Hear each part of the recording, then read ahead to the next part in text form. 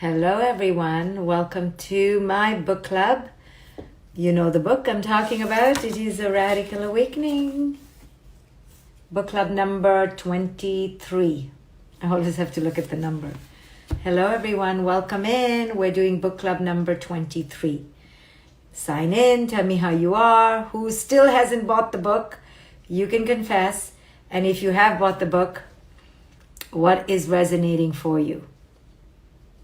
So this book is really about how to take our power back, how to understand that we've been giving our power away. We are in a toxic pattern. We're playing roles that we've always played, begging for love and worth, begging for someone to give us attention. Please see me, I'm a good person, I'm a good person. Love me, love me, love me.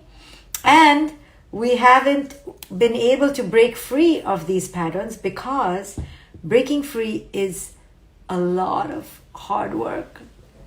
You have to really go through the tunnel of the burning of the flames of the inferno of your patterns to say no more, right? And that is pain. I remember breakups that I've been through in relationships where literally I haven't left the bed, because I'm working through the inferno of the feelings that come up, and it feels so painful. It feels like you're going to die. And you just have to know that on the other side of pain is resurrection. I mean, you just have to know it. And I think by the time you're in your 40s, like I am, you kind of know, okay, here we go. Let's dive into the pain. And after 72 hours, we will come out for air and be a little better. And I do think after 72, 92, 102 hours of intense being in the pain, you will emerge stronger. So feelings are so uncomfortable. They are so uncomfortable because what are the feelings? The feelings are being misunderstood, being unheard, being taken for granted, feeling like you are, right? Feeling like you're misheard, feeling like you're misunderstood, right? We don't know whether we really are, but the feeling is that you are. And the feeling is that you're rejected and that somebody is not treating you the way you deserve, the way you think you deserve. And guess what? You do deserve to be treated the way you think you deserve, as long as it's not coming from a bombastic, narcissistic place. But if you're really coming from a place of, why am I taking this shit? Why am I taking this crap? You're probably right. Don't take it. Don't take it. But to not take it means to go through the pain of, like, how is this happening to me? Why am I being rejected? Why am I being abandoned? Why am I being just discarded? Or whatever it is you're feeling, you have to first get over the disbelief. For me, the hardest part in breaking my patterns was I couldn't believe I was in a pattern. I was like, am I being treated badly? Is this bad treatment? Is this person just dumping me? It took me a long time to go, oh, I've been dumped. Or I've been treated badly. I don't know what it was. It was my denial. I was like, no. This person is not treating me badly. This person is, let me try harder. Let me try harder. And I just kept trying and trying and trying. And then one day, after being discarded, I would be like, oh, I shouldn't have tried so hard. So this is the people pleaser pattern. You may have another pattern. If you are the shield, for example, pattern that I talk about in my book, I talk about patterns.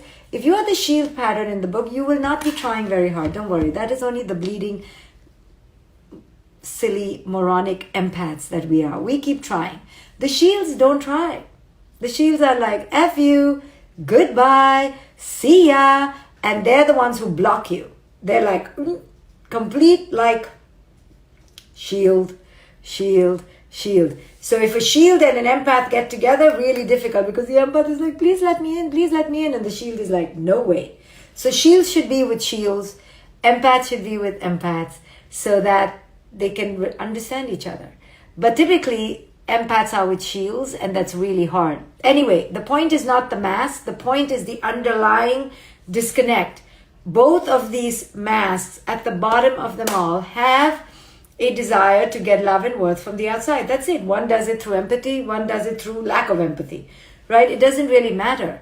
The point is, what are we trying to get? And if we're trying to get worth from the other, hey, see me. Hey, understand me. Hey, please love me.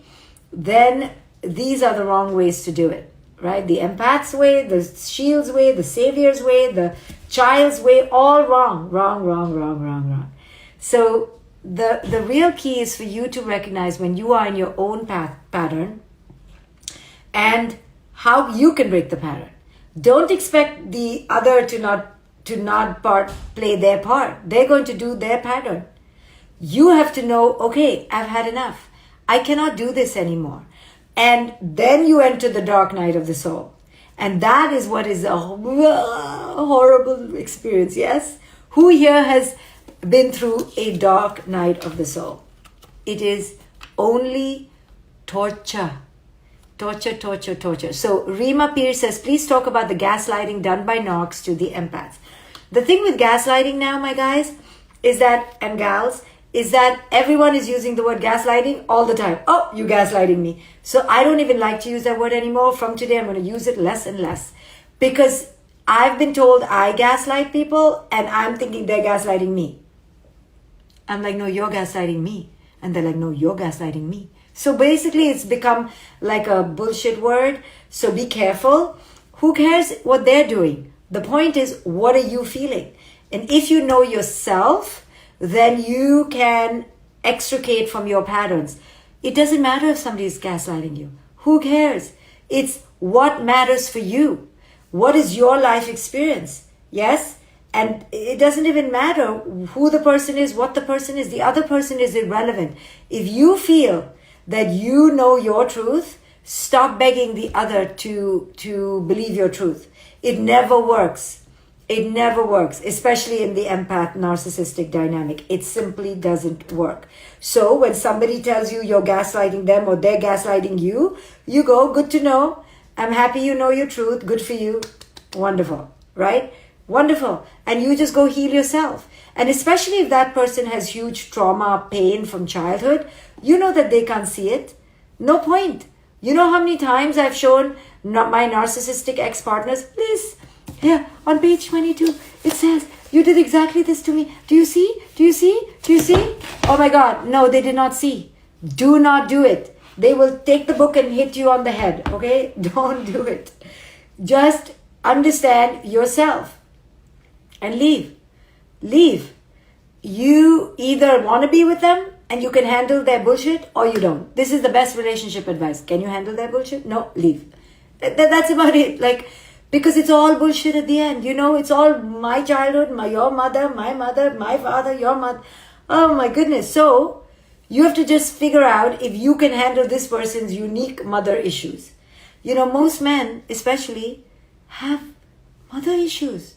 What is it with us women that we create these sons that have mother issues? Anyway, really the only issue worth talking about is the mother issue. There are such things as daddy issues, but when you have a mother wound, it's a mother of a wound, okay? Because the mother wound, that attachment, unfortunately, only the mother could give. Now, there are many fathers in the world who are amazing and they can give great attachment, but I'm talking about preponderously in the world, right? It's basically the mother. So when your mother has rejected you, when your mother doesn't allow you to be on the boob, so to speak, to nurture, to get that maternal care, when your mother didn't take care of you when you were sick, when your mother rejected you, you're going to have mother issues, okay? Mother of the mother issues, okay? Really. You're going to be in recovery all your life. And that's okay. Just don't put it on your female partner and expect her to be the mother, because she cannot. Because what happens when you have a mother issue and your mother was like a total psycho, you know, your mother was nice one day, come my child, come, I'll make you cereal. And then the other day she throws the cereal on you. You grow up with a real distrust for women, okay? Now I'm talking to the guys. I don't know how I've ended up here. My lecture was supposed to be on pain, Now I'm talking about mother issues. Well, so when you have mother issues, you will then project your mother issues on your partner. And then you will want them to be the amazing mother. And if she is an empath, she will be an amazing mother. However, she can do one thing wrong. Show up 5 minutes late, mess up your cereal, say you're an ass one time. That mother is going to the gutter.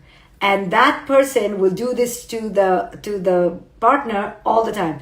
Good mother, bad mother. Good mother, bad mother. Have you ever been in a relationship with someone who one day you're amazing to them and the next day you're in the gutter? One day you're amazing, the next day in your gutter. If you complain, you're in the gutter. If you praise them, you're up there.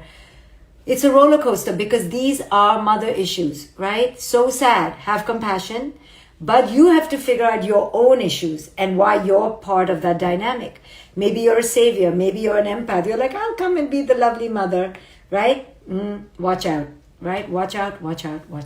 So once you have decided your boundaries and then you dive into the creation of the boundaries, now you're going to be either in a new kind of relationship or the relationship is going to end. This is the price for boundaries. When you say no more, the partner and you can change and that'll be amazing. But if the partner and you cannot change, the relationship may need to go. Now, when the relationship is going to go, that's where the pain is. And that is terrifying for every one of us. It is earth-shattering pain, yes? Because the feeling is that you have been discarded, that you are not good enough. And it brings up all your childhood pain, that you were not worthy. If you don't process that pain and understand it is coming from your child self, from that little girl or that little boy, you will not be able to move through the tunnel. You will not be able to go through the tunnel. And the pain is here to show you that you were in a relationship dynamic that wasn't working. And it is time to create boundaries. And boundaries are really hard because they typically mean the end of a relationship. Because most people cannot take the change that you are instituting.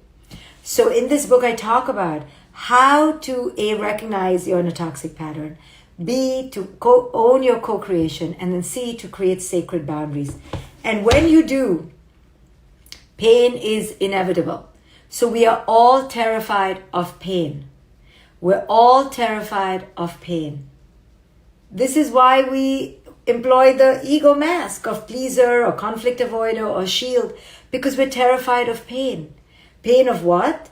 Pain of confronting that only we can at the end of the day meet our own needs.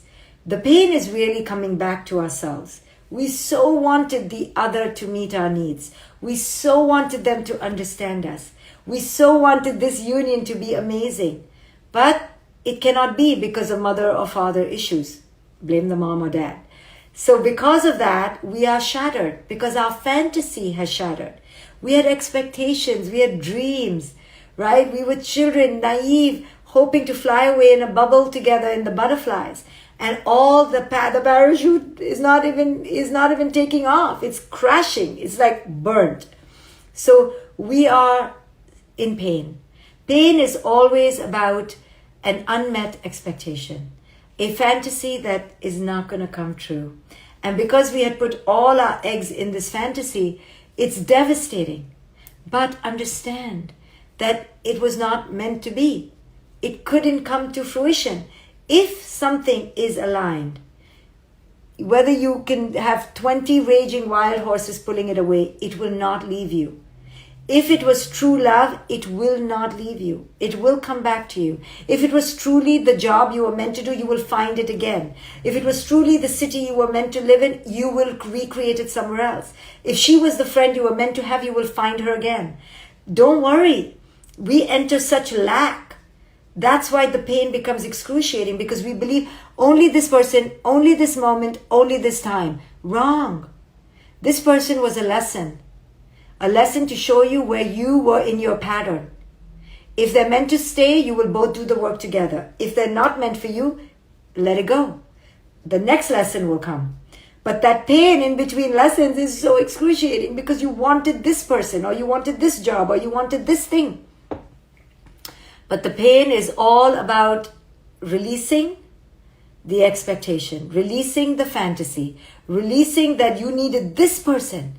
Especially in intimate relationships, we want that person because we put all our eggs in that basket. So we want that person. We may have been in love, may have been in attachment, may have been in desire. But sometimes if the levels of consciousness do not match, they do not match, guys. And we need to release it. You cannot keep fixing and hoping and waiting.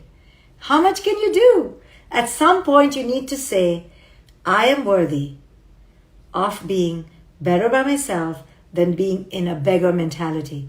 I am worthy of loving myself. I am worthy of this life. I'm worthy of love. So if the person doesn't want to be with me, I need to release. Or if this job is not working out, I need to release. Right? Do not wait. Do not wait. If you find yourself waiting, that is a pattern. Don't ever wait. You are too powerful to wait. You are too worthy to wait. You're too amazing to ever be at someone's decision of when they want to be with you. No. Never put yourself in that position. And if you have already, and after the 10th time, can you please snap out of it? Can you stop? Can you absolutely stop? Codependency. Exactly. Codependents will stay in narcissistic dynamics until they die. Okay, Magnolia. Thank goodness I got out. Okay, there you go, codependent. Stop it. Stop it. So, the codependent is really the eternal child. Come on, let's try again. Let's do it differently, right? And the pattern is the pattern is the pattern, and you're banging your head, and you're in the same codependent. Let's try again. Let's do it one more time. Maybe I'll change my hairstyle. Do you want me to color it a darker shade of brown? Maybe that'll help. Maybe if I get bigger boobs, I think that'll help. Right? Some bullshit we do to simply avoid the reality of our reality. Right? So whatever your reality is, whether it is to cut toxic parents, whether it is to cut toxic friends, or toxic lovers, or toxic adult children. My daughter, do you hear me? She's only 18, not yet an adult. But if she's an adult, toxic, nasty person coming to my house at the age of 30 with her nasty boyfriend or girlfriend, and they leave beer all over and vomit over my bedroom floor and steal my money, not allowed in my house. So I say now, but I don't think I'll allow it, the codependent that I am. No, but it applies for every relationship. So if you're in the same pattern, guys, feeling like crap, waiting for love, begging someone to understand you, holding your breath, hoping that they will call you. Okay, don't do this. Okay, you can do it in your 20s, if you must, because we all did. Please don't do it in your 40s, and do not do it in your late 40s, like me, or in your 50s. Unacceptable. Okay? Unacceptable. The minute someone doesn't want you, out.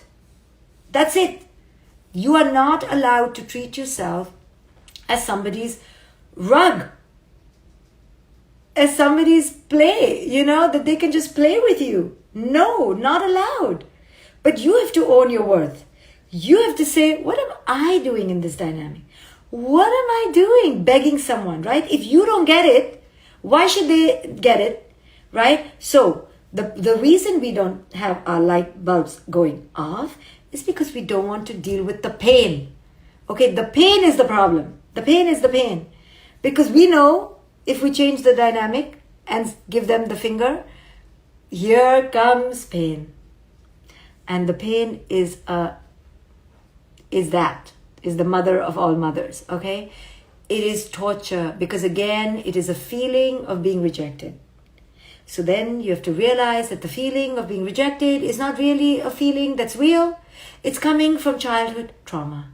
It's coming from your inner child. But it hurts as if it's right here, right? Even when I go through pain and I know it's my inner child, and I have to say to myself all the time, Shefali, it's not real. It's your inner child that's screaming. It's not real. It's your old abandonment issues. It's your old PTSD. It takes a lot of soothing, right? But that pain is resurfacing and trying to tell you, go back to the old relationship. Go back to the old relationship. But no, you have to go through the pain and begin to tell yourself, I am worthy. I can do this. No one can reject me. I am unrejectable. I am unbetrayable. I am whole as myself. I don't need the other person to complete me. I don't need the other person to validate me. I got this. So as your inner child is having a heart attack, like, oh my God, I'm being rejected. You need to talk to that inner child and go, no, you're not, because I'm in town. I'm the adult, and I'm here to tell you that you are worthy. You are capable. You can do this. And you have to have a whole dialogue between your inner child and your adult self. So I talk about all of this in my book, A Radical Awakening. Who's going to buy the book that hasn't bought the book right now? Who right here has not bought the book that needs to get the book? Get the book. Get the book. So you can handle pain. Pain is just about our old wounds resurfacing. You can handle the pain. This book is going to teach you how to handle the pain. Christine says this book is absolutely amazing. I cannot put it down. Leave a review. We need your reviews. So we can handle the pain. The pain is not from this person rejecting you. The pain is from your childhood. Can you paste that on your forehead? Whenever you're in pain, just say, this pain is not from this person rejecting me. This pain feels like this person is rejecting me. This pain is from my childhood. This pain is from my childhood. I can do this and create the healthy boundaries you need to be in a worthy relationship. A relationship that is worthy of you. Create the boundaries. Don't avoid boundaries because you're afraid of the pain of being rejected. That pain is not a real pain. It is the pain of your childhood. You can do this. Create the healthy boundaries you need. Do not compromise yourself. Do not wait for love. Do not wait for validation. Do not beg for it. Ever. At least after the first 100 times. Can you stop? I take 100 times. I don't know about you. I need 100 times for it to hit and sink in. Oh, I'm in a pattern. Oops, how did I get here? At least 100 times. I would say 100 times for a few months, to be honest. Because I can't believe I'm in my pattern all the time. But it's okay. As you become more and more aware, you're like, there's my pattern, there's my pattern, there's my pattern. And you become braver and braver to release the pattern. I talk about this non-stop in this entire book. Your patterns, how to break the patterns, how to break the patterns. So get the book, A Radical Awakening. Be a boundary boss. My friend Terry Cole wrote a beautiful book, Boundary Boss. So let me just read you a little section of my part of the boundaries. Hold on. My boundary section. Let's see what I say about boundaries.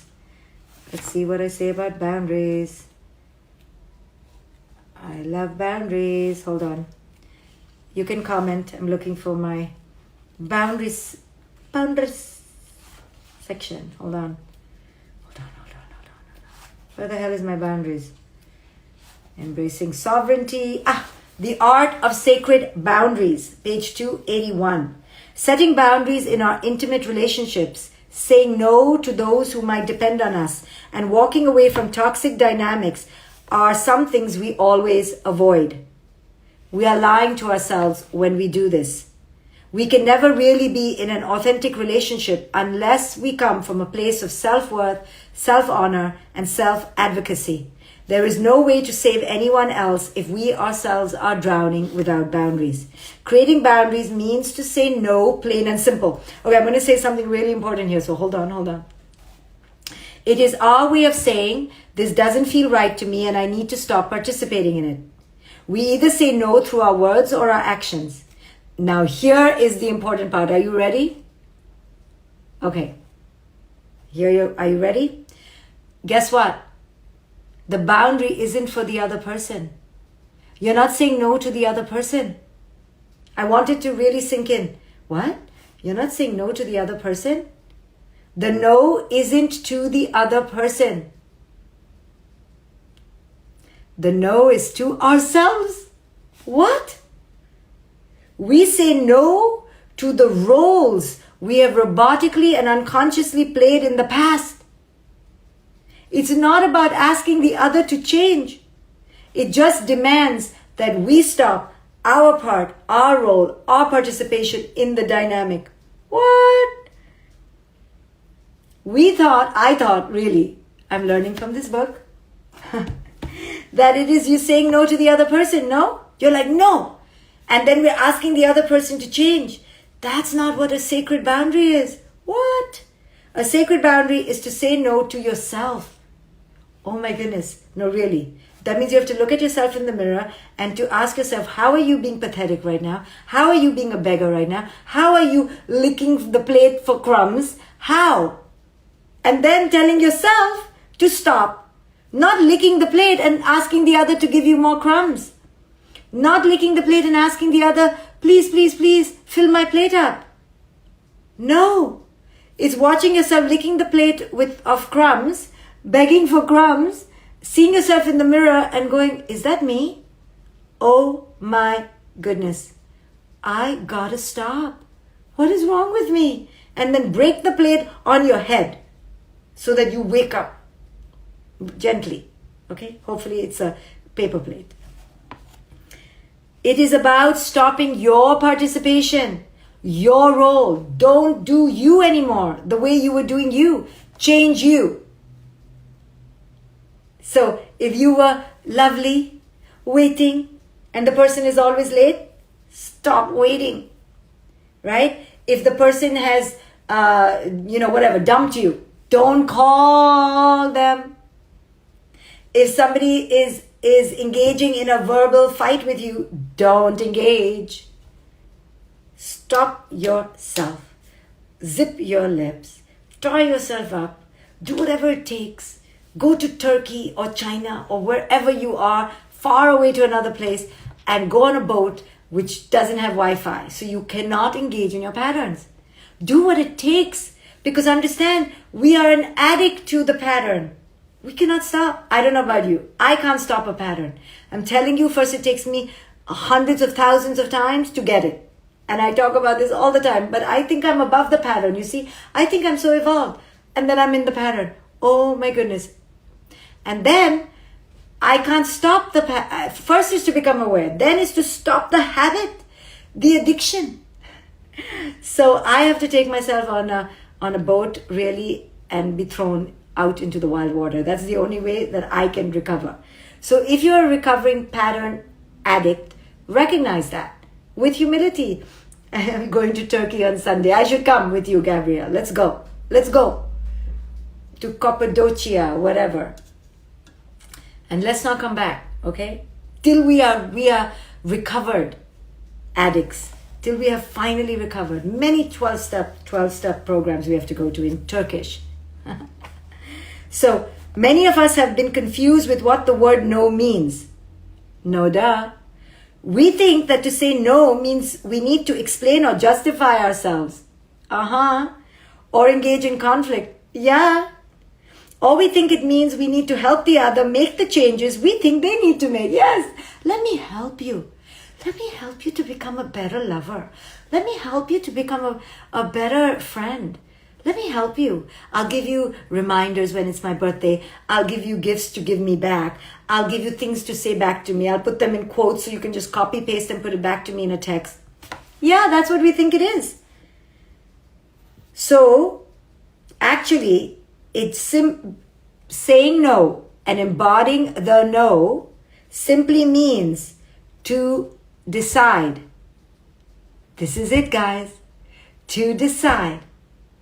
I am done. Okay? No, really. I'm done. Done with who? Not the other person. Done with my pathetic, sick, addict self. Done with myself. I'm done. Done. When you get to that lovely place, then you will create a boundary. Then the pain starts. And then the recovery really begins. So what are you going to be done with? You're going to be done with your engagement, with your participation. This is what ends when we start saying no. It has nothing to do with the other. All it means that we are shutting off our lights and turning down our energy. We disengage. Whatever it was we were doing to keep the dynamic going, we stop. In essence, we say no to the little girl within us that desires approval, validation, and praise. No, little girl, no. We tell her, you do not need these crumbs of worth from the other person anymore. You do not. You are already whole and complete within. Do not be afraid to step into this inner power. Did you hear that? Little girl and little boy? Done. Done. When you are done with your own addiction, now you can begin to heal. So you have to first become aware of your pattern, for which you need my book, 100%. Then you need to watch the pattern happening in real time. Then you need to do it 1,000 times to become really clear. Then you need to be vomiting your pattern because you're so sick of yourself for playing the same pattern. And then you need to say, no more. I'm done. And then the pain starts. Welcome to pain. But the pain is going to take you to your next evolution. It will. That I promise you. So, a radical awakening awaits all of us when we are willing to think of ourselves as worthy, as complete, as whole, as important, as not beggars, as not side pieces, taking anything anyone wants to give us. Put yourself front and center in your life. Really, let me tell you, it is much better to be alone than to be way back in the line. Put yourself way first. Put yourself in the center of your life. Do it, especially if you're in your late 40s and up. It's already too late.